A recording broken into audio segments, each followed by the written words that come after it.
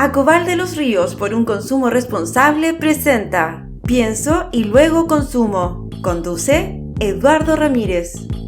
Un proyecto de Acobal de los Ríos ejecutado con el fondo concursable administrado por el CERNAC. Hola, ¿qué tal? Bienvenidas y bienvenidos al séptimo episodio de Pienso y luego consumo, un podcast de la Asociación de Consumidores Acobal de los Ríos, que es, como hemos dicho en reiteradas ocasiones, en todas las ocasiones anteriores, es un proyecto financiado con el Fondo Concursable para Asociaciones de Consumidores que administra el CERNAC en su versión 2025.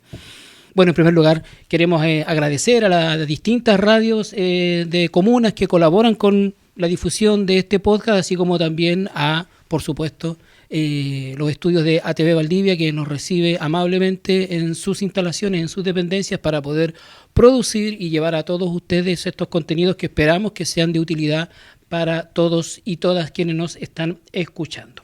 Pues bien, hoy entonces, en el séptimo episodio de esta segunda temporada dedicada al sobreendeudamiento, vamos a conversar sobre un tema que seguramente para muchos y muchas de ustedes es muy relevante, ¿no? Que son las deudas educativas.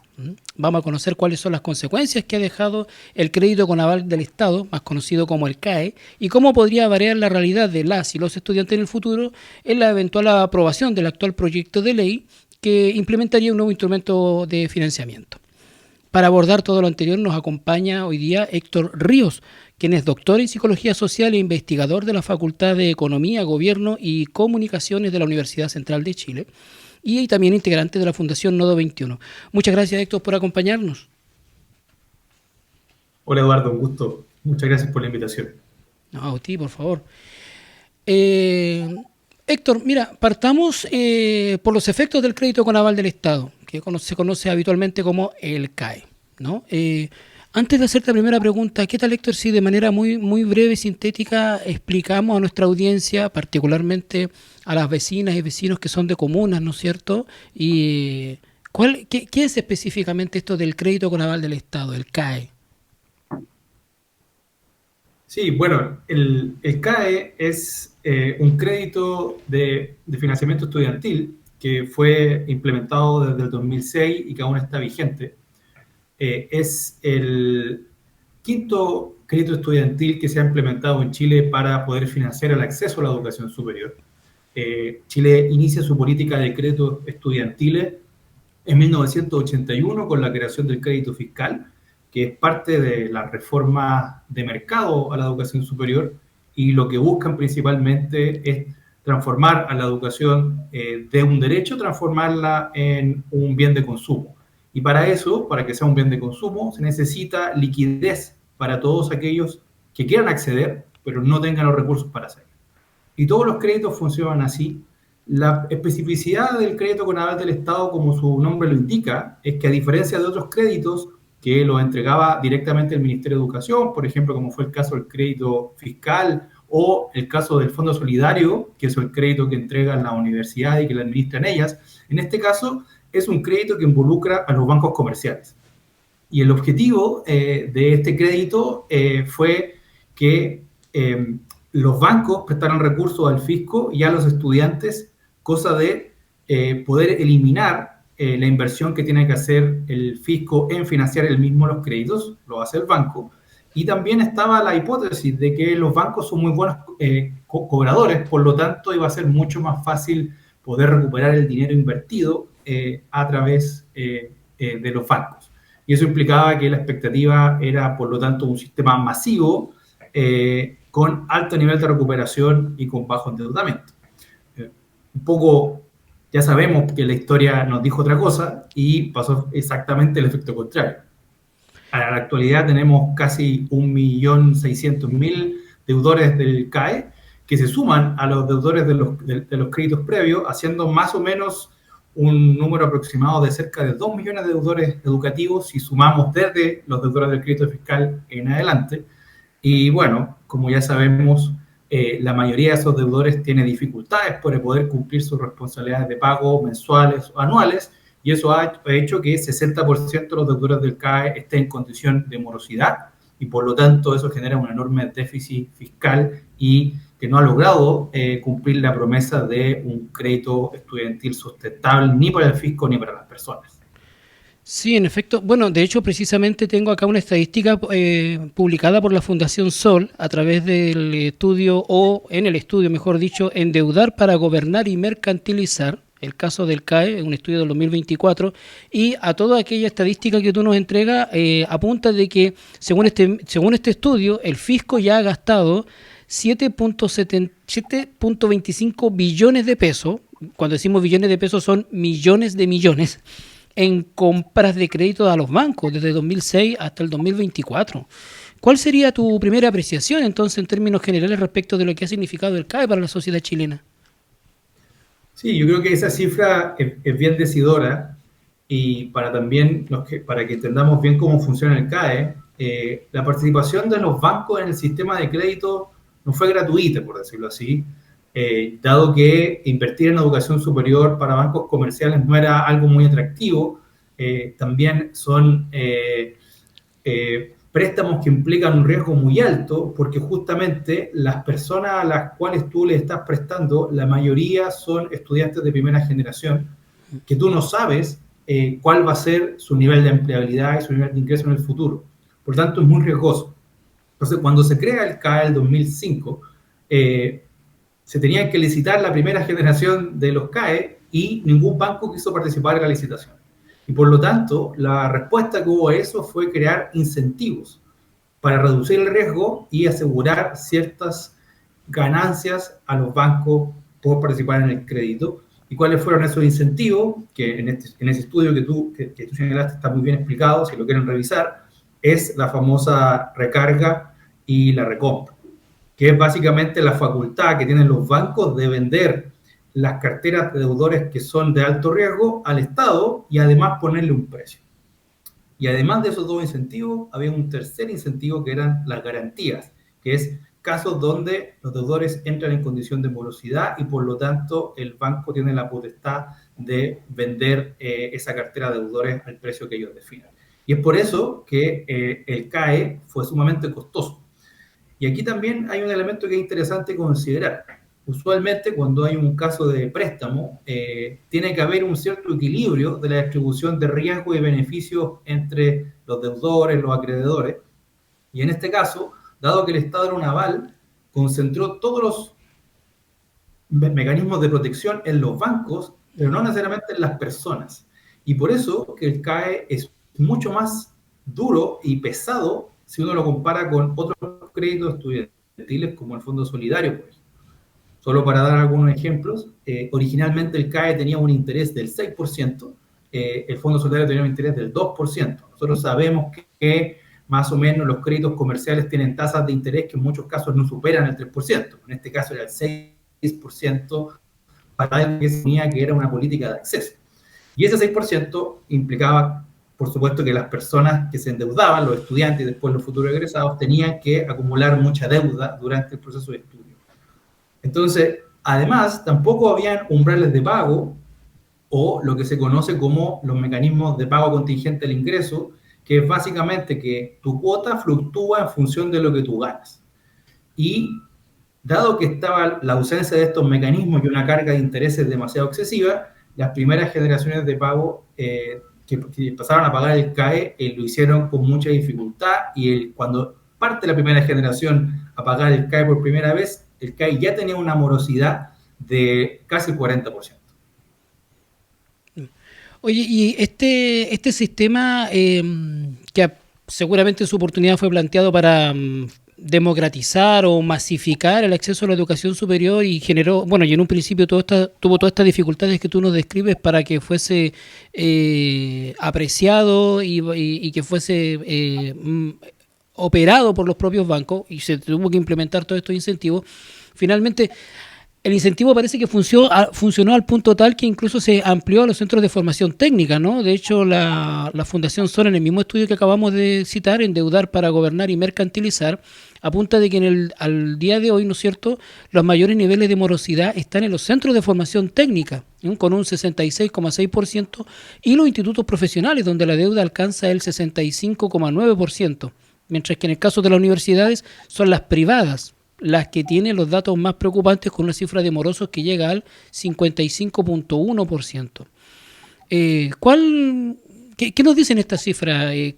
¿Cuáles crees tú que son las consecuencias directas para el futuro de los estudiantes, ya sean técnicos o profesionales, que antes de tener un sueldo ya cargan con el peso de una deuda como esta?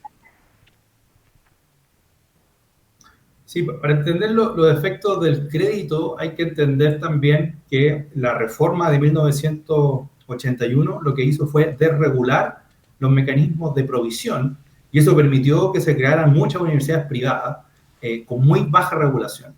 Y eso llegó al punto que, bueno, en 2012 se cierra la Universidad del Mar, que fue una de las universidades privadas más grandes del país, con casi más de 25.000 estudiantes y con sede a lo largo de varias regiones. Y muchos de esos estudiantes estuvieron con CAE. Ese es un ejemplo bien triste de lo que pasa cuando tú tienes un sistema de educación superior con poca regulación. Ahora, ¿por qué se desreguló el sistema? El objetivo era poder amplificar la provisión. Teníamos un sistema público previo a esta reforma con muy pocas universidades, casi todas universidades estatales o públicas, como el caso de la Católica, algunas otras universidades privadas, pero que tenían una función pública histórica.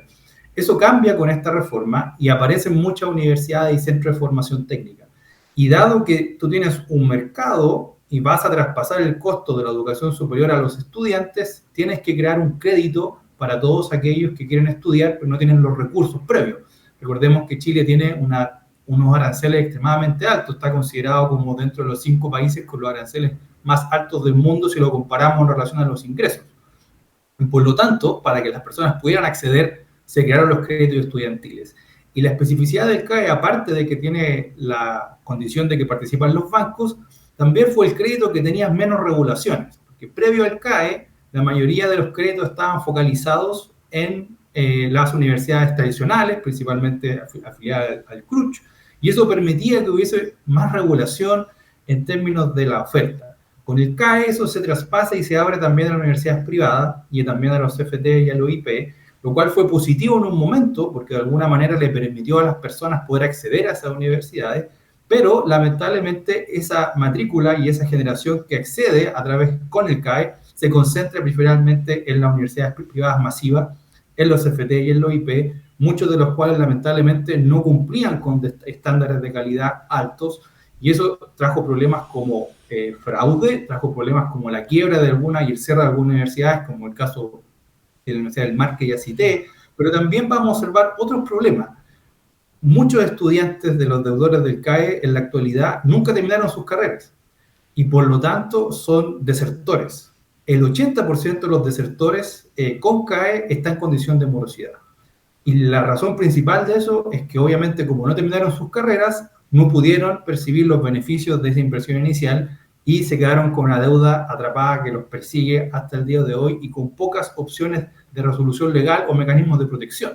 Eso también es otro elemento interesante, porque si bien el crédito CAE se pensó como una política de ayuda estudiantil, como parte de las políticas de acceso, no había muchos mecanismos de protección al consumidor, por decirlo así, y eso también ha sido una lucha importante a lo largo de la década. Muy bien, gracias. Estamos en Pienso y Luego Consumo, un podcast de Acobal de los Ríos, conversando con Héctor Ríos, doctor en Psicología Social e investigador sobre las deudas educativas y las posibilidades de terminar con el CAE. A propósito de lo último que estabas mencionando, Héctor, esos porcentajes de deserción de la educación superior, al día de hoy también significan precariedad en el empleo, en estas mismas personas, significan estar subempleada o buscando algún trabajo por cuenta propia, y se le hace, dado el escenario laboral actual, y mucho más difícil ponerse al día con sus deudas. O sea, el impacto es mayor también, ¿no? Sí, efectivamente. Ahora, yo creo que acá hay que poner esto en perspectiva histórica siempre y siempre seguir lo que dice la evidencia. Si uno se pregunta, ¿es rentable invertir en educación superior o estudiar, ir a la universidad o a otro instituto de educación superior? La respuesta es sí, en general. Si tú estudias 3, 4, 5 años o más, vas a aumentar tus ingresos. El problema es que el aumento de ingresos no está garantizado para todas las personas que estudian. ¿Cuáles son los factores que pueden afectar eso? La universidad o la institución en la cual estudiaste, el mecanismo de financiamiento con el cual estudiaste, la calidad del programa que elegiste y el nivel de empleabilidad. Y lo que hemos visto en Chile es que si bien las personas con educación superior de cualquier tipo tienen mayores ingresos que las personas sin educación superior, esa diferencia con el paso del tiempo ha ido bajando. Y lo más complejo es que hay un CFT, la diferencia respecto a lo que gana un profesional de una universidad de alta calidad o tradicional es mucho menor. Entonces eso es lo que se conoce como la estratificación del campo laboral. Y otro elemento que también es negativo para los profesionales es, por ejemplo, si tú estudiaste con una deuda, como en el caso del CAE, respecto a si tus padres te pagaron tu educación, o si estudiaste con una beca, o si estudiaste con la gratuidad, el beneficio de estudiar cuando estudias sin deuda es inmediato. Entonces, tú experimentas una alza en tu ingreso y eso es inmediato y no tienes que pagar tu deuda con eso. Entonces, en el caso de las personas que tienen deuda, más o menos eso retrasa su ingreso en aproximadamente 2 años, de acuerdo a un estudio que hicieron economistas de la FEN en el 2019. Y eso da cuenta de que los créditos estudiantiles, si bien permiten acceso, te dificultan la movilidad social. Yo creo que el tercer elemento que me gustaría comentar, que tú bien lo nombraste, Eduardo, era el problema de la empleabilidad. Como Chile tuvo un sistema de educación superior extremadamente desregulado, las universidades pueden decidir cuánto te cobran, que es los aranceles libres, pero también lo que imparten. Y muchas de las carreras que imparten, si bien son de alta demanda, no necesariamente te garantizan empleabilidad y no necesariamente están diseñadas para que las personas encuentren trabajo en sus regiones, por ejemplo. Y eso fuerza a procesos de migración dentro del país. Hay muchos profesionales que estudian en regiones y después van a Santiago y buscan un mejor trabajo. Y dado que tampoco hay regulación, es lo que muchos describen como la saturación de ciertos mercados laborales. La consecuencia de eso no es necesariamente que no encuentres trabajo, sino que estás en condición de subempleo. Y eso quiere decir que estás desempeñándote en servicios que son de menor complejidad en relación a lo que estudiaste y por lo tanto tus ingresos son menores. Los ejemplos más dramáticos de esos casos son cosas que quizás vemos en común a profesores de historia, de humanidades, por ejemplo, que se desempeñan en tareas más bien de servicios de venta, o que trabajan en Uber, o que complementan renta con Uber. También ingenieros que cumplen, que están trabajando en posiciones más bien técnicas respecto de otros. Y esos son el tipo de contraste al cual nos estamos enfrentando hoy día. Y todos esos factores, de alguna manera, son lo que han incentivado el alta morosidad que tiene el CAE el día de hoy. Pero no solamente el CAE, gran parte de los créditos estudiantiles presentan niveles altos de morosidad. Héctor, bueno, el tiempo es oro. Había un programa cuando era chico que se llama así y también es súper limitado, así que nos van quedando poquitos minutos como para ir abordando otros temas que son realmente importantes y que complementan todo lo que hemos visto hasta ahora precisamente. Bueno, actualmente hay un proyecto de ley, ¿no es cierto?, que crea el FES. Y que está en tramitación, pero que al menos avanzó en el Senado, ¿no es cierto? Es un plan de financiamiento, es un instrumento de financiamiento y un plan de reorganización y condonación. ¿Cuáles son los elementos que destacaría específicamente del FES y a la vez qué carencias identificas? ¿Cuáles son los beneficios? Lo primero es que se va a terminar con el endeudamiento individual y con el rol de los bancos en el sistema de educación superior. Si bien es un consenso ya de hace más de 15 años que hay que reemplazar el CAE, pocas propuestas habían señalado lo importante que era eliminar la deuda individual de la ecuación. Y esto finalmente el FES lo hace. Otro elemento importante es que como se elimina la deuda individual, se eliminan los intereses penales, que también es un elemento que ha sido bien complejo, sobre todo para las personas que han experimentado la deuda. Otro elemento novedoso es que este plan incluye un plan de condonación de deudas que es universal. No es total, eso quiere decir que a todos se les va a condonar un porcentaje, pero no se les va a condonar la totalidad de la deuda. Sin embargo, es la primera vez que una política pública de reemplazo al sistema de créditos incluye un plan de condonación para todos. ¿Y eso qué implica? Los deudores del Corfo, del CAE, del Fondo Solidario van a poder obtener una reducción del total de su deuda que puede ser de 500.000 pesos hasta un máximo de 2,5 millones. y además otras posibilidades de pago en caso de que quieran terminar con sus deudas. Y eso yo creo que son las noticias más importantes que podemos señalar respecto a eso. Respecto a las limitaciones, bueno, hay un desafío que es cómo financiamos la educación superior como un derecho social. Y eso requiere no solamente pensar en los instrumentos de financiamiento estudiantil, como el caso del CAE, las becas o las gratuidades, sino también cómo financiamos a las instituciones. Lamentablemente, en Chile, la gran parte del financiamiento de la institución pasa a través del aporte que hacen los estudiantes vía aranceles o las ayudas que ellos aportan a sus instituciones, que son las que movilizan, digamos, los fondos públicos. Falta mayor inversión en instrumentos de financiamiento directo a las instituciones para que puedan cumplir funciones y puedan producir bienes sociales, investigación, vinculación con el medio, transferencia tecnológica. Pero eso no debiese descansar necesariamente en el arancel. Y ese es el debate que se está discutiendo ahora respecto al copago.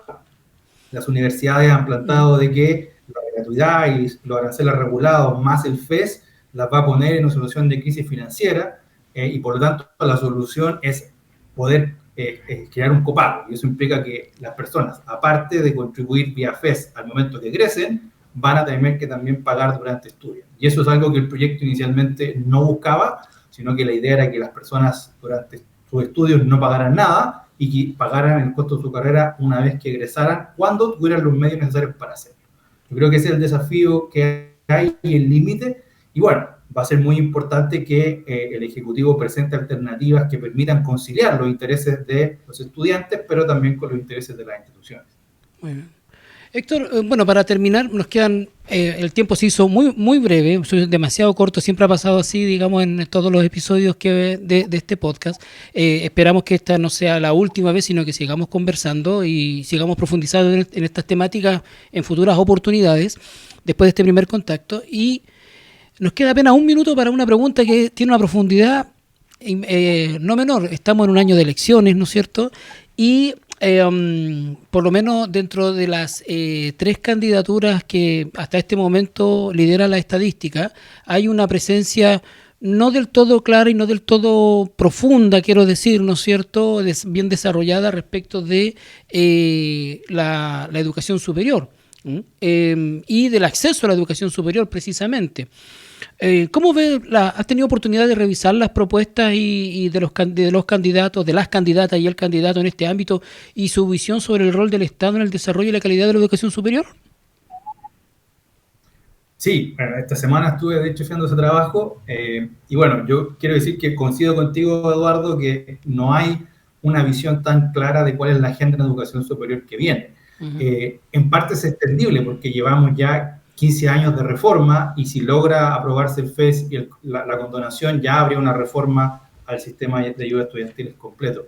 Lo que sí creo que falta, desafíos muy importantes, como ya lo señalaba, cómo actualizamos el sistema de financiamiento de nuestras universidades, principalmente de las universidades estatales y de las universidades en regiones. Y ahí las propuestas que han parecido más sólidas es al menos la propuesta de la candidata Janet Jara, que ha señalado el compromiso de alcanzar al menos un 1% del Producto Interno Bruto para invertir en ciencia y que parte de esos recursos vaya a un financiamiento directo a las instituciones. Esta propuesta un contraste bastante grande con las propuestas, por ejemplo, de Evelyn Matei, que si bien ha declarado la importancia de la ciencia, no ha comprometido algún tipo de inversión pública sistemática en esa área y además ella se ha señalado que está en contra del plan de condonación y el FES, y lo que considera pertinente es volver a reflotar el proyecto que se presentó durante el gobierno de Piñera 1 y 2, que era reemplazar el CAE por un crédito contingente al ingreso distinto y con eso reproducir la deuda y no condonar los actuales deudores. Eso es más o menos el panorama en el debate respecto a las presidenciales. Muy bien, muchísimas gracias, Héctor. Hemos conversado en este 7º episodio de Pienso y Luego Consumo con Héctor Ríos, quien es doctor en Psicología Social e investigador sobre las deudas educativas y las posibilidades de terminar con el CAE. Héctor, muchísimas gracias por tu tiempo y esperamos que tengas una próxima oportunidad. Un placer de acompañarlos nuevamente y ojalá que podamos seguir esta conversación. Los felicito también por el podcast. Importante recordar que gran parte de las protestas en contra del endeudamiento vienen justamente de asociaciones de consumidores y de las condiciones injustas en las cuales se construyó los créditos. Así que para mí, encantado de volver a participar en el futuro.